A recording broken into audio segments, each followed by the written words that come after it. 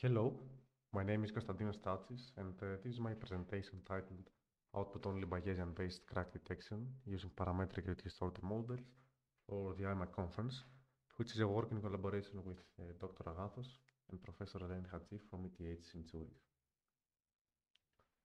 So the core idea of this work is the fusion of physics-based models with vibration measurements in order to identify some unknown system parameters, which in this work are considered to be some crack properties.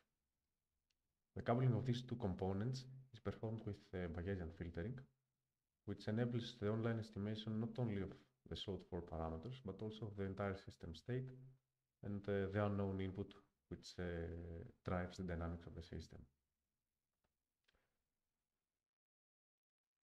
Within this context, we would like to address some of the constraints which are vital for the applicability of this work in actual systems.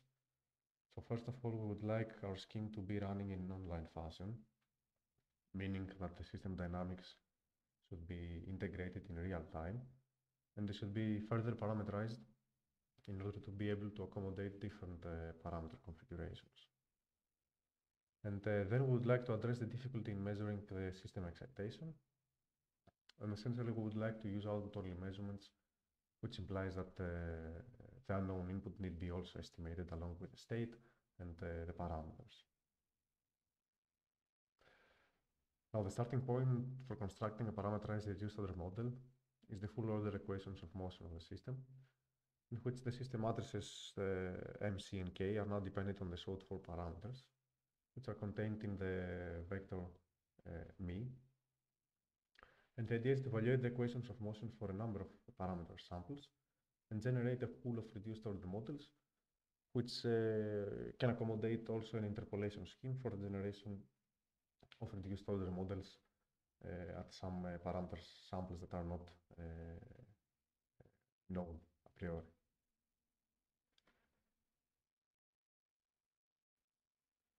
So for each parameter sample, the solution is projected in a lower dimension space, whose size k is much smaller than the size of the initial problem. And this reduction basis, which is here denoted by V, can be constructed by collection of solution snapshots of the system for different parameter samples. Then the parameterized reduction can be performed according to the following steps. First, the solution snapshots are obtained for different cluster samples of the parameter space. Then a pool of snapshots is created for each cluster. And finally, there is a reference crack configuration that is defined, and the interpolation of the reduced order model is then performed using a mesh morphing strategy.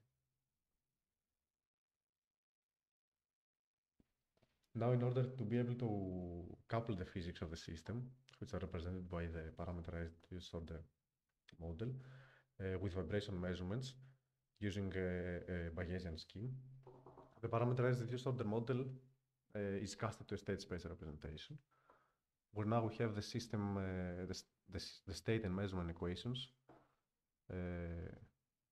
dependent on these matrices A, B, G, and J, being functions of the unknown parameter vector, the vector μ.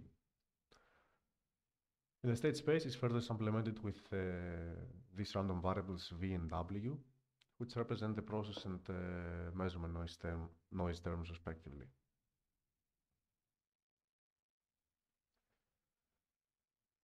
In Bayesian state estimation problems, the prediction and correction steps are performed recursively in order to calculate the prior and posterior probabilities.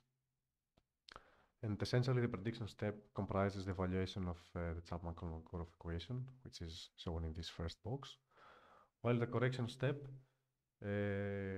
which contains the conditioning of the model prediction to the measurement data, is based on a Bayes rule, which is this step right here. Within this context, the quantities of interest at each time step are usually the first statistical moments of the state, meaning the expected value of the state given the measurements, and the state estimation error, given observations up to and including the current time step.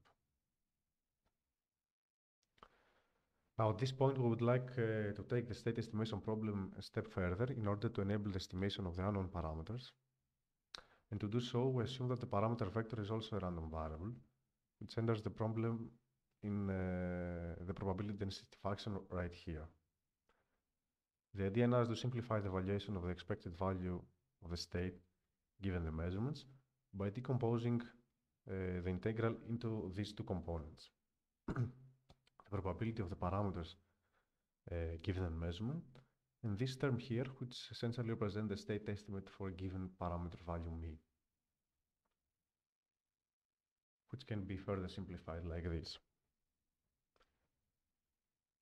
Now, if we further assume that the vector μ is a discrete variable, we can evaluate this quantity of interest as the weighted sum of the state estimates obtained for a number of parameter samples, where now this probability term right here plays the role of the weight.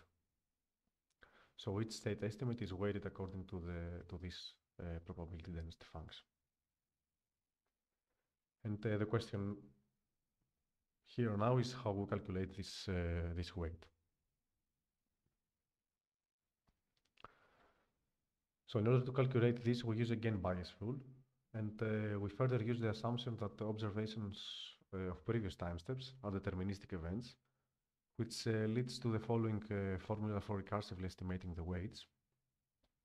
And it should be noted here that the weights are now functions of this likelihood term, which is actually evaluated from the measurement equation of the state space system. So now the estimation problem is decomposed into two levels, where in the first one, a number of reduced order models is generated by sampling the parameter space. And then at the second layer, the state and input of each model is updated and subsequently corrected using an adaptive augmented Kalman filter. Then the pool of the models is updated using evolutionary operations among the models that better fit to the measurements. This is schematically shown in this slide, where now you see that the Bayesian filter denoted by this F is running for each one of the different model configurations, where each configuration corresponds to a different parameter sample. And the input state and parameter estimates are obtained as the weighted average of each filter state and parameter estimates respectively. And there is also here hypothesis testing, essentially a criterion which triggers the resampling of the parameter space and updates actually each one of these models. Now this slide shows the block diagram of each one of the individual adaptive augmented Kalman filters, where it is important to mention that in order to have a fair comparison among the various filter estimates, each input state estimation problem is here solved using an adaptive scheme for the noise terms, so as to ensure that we have an optimal solution for each estimator. Now we will demonstrate the performance of this scheme using the following cantilever beam, which is fixed at the bottom here and excited by distributed load acting on the top edge. On the left-hand side, you see the actual system, meaning that this is the actual crack of the system as well.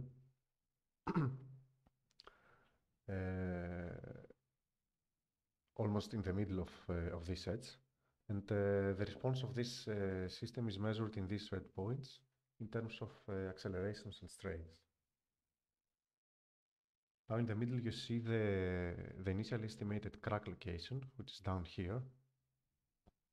And on the right hand side you see the displacement response at this unmeasured point on the top left corner of the system, compared with the corresponding estimate for a simulation time of 150 seconds. Here on the right hand side you see the initial population of candidate cracks, which after a number of time steps is confined in this area around the actual crack. And in the middle you see also the estimated crack, which is calculated as the weighted sum of this population, and is now improved and placed even closer to the actual crack. It's still not exactly identical to the actual crack. And finally, after a number of time steps, the population has converged to this location, where essentially we have a number of candidate cracks collapsing to the same location. And the actual crack has been also estimated, as shown here in the figure in the middle. Now, a second example on which we would like to demonstrate some results is this panel, which is part of an airplane fuselage. And on the left-hand side, you see the actual geometry of the panel, which is excited by distributed pressure acting all over the surface, and which is monitored by a grid of 16 points in terms of strain and accelerations. Now, similar to the previous example, the crack properties, meaning the position, the length, and the angle, are considered unknowns, and the response is measured only at the black points, which are shown here in this figure. Now, the measurement signals are obtained from a different model, actually a full-order XFEM model, and then the estimation is performed using the parameterized reduced order model and the hierarchical scheme that we presented in order to identify the state, the unknown load, and the crack properties. Now, in this example, we would like to focus on the performance of the parameter estimation layer, where you see in this figure the evolution of the weights over time. So, as you see, there's a learning phase in the beginning of the simulation, which is this actually quite noisy area.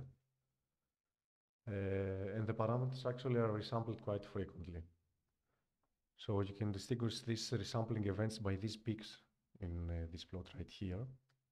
And after a number of time steps, the pool of the models has converged close to the actual solution. And therefore, the estimator requires more time in order to detect the model that better fits the measurements.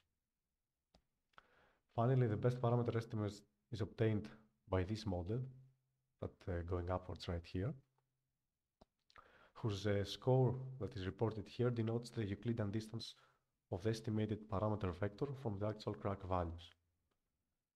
On the other hand, the score value reported down here on the bottom of the plot represents the corresponding distance of the weighted average estimate calculated from the rest of the models, all these models down here actually, which demonstrates that the whole population has moved quite close to the sought-for parameter point. And now with this, I would like to thank you and would be happy to answer any questions.